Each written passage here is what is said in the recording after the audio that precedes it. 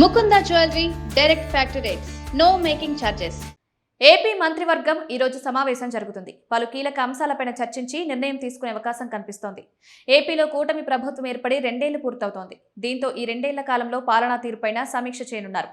మంత్రుల పనితీరు గురించి సీఎం వివరించే అవకాశం ఉంది. ఇక ఎన్నికల సమయంలో ఎస్సీ, ఎస్టీ, బీసీ, మైనార్టీలకు 50 ఏళ్లకే పెన్షన్ అందిస్తామని కూటమి నేతలు హామీ ఇచ్చారు. ఈ రోజు సమావేశంలో ఈ నిర్ణయానికి ఆమోదం తెలిపే అవకాశం కనిపిస్తోంది. 2 ఏళ్ల పాలన పూర్తవుతున్న వేళ ఈ హామీ అమలు దిశగా ప్రభుత్వం ఆలోచన చేస్తోంది.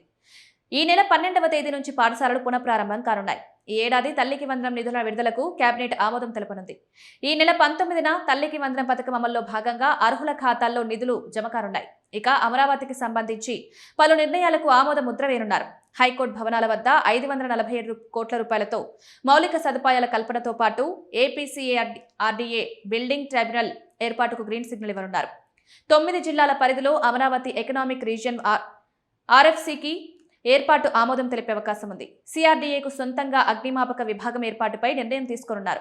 పీపీపీ ప్రాతిపదికన డిజైన్ బిల్డ్ ఆపరేట్ ట్రాన్స్ఫర్ విధానంలో అమరావతిలో పర్యాటకానికి ప్రోత్సాహం అందించేలా జైంట్ అబ్జర్వేషన్ వీల్ను నిర్మించేందుకు కేబినెట్ ఆమోదం తెలపనున్నట్లు సమాచారం.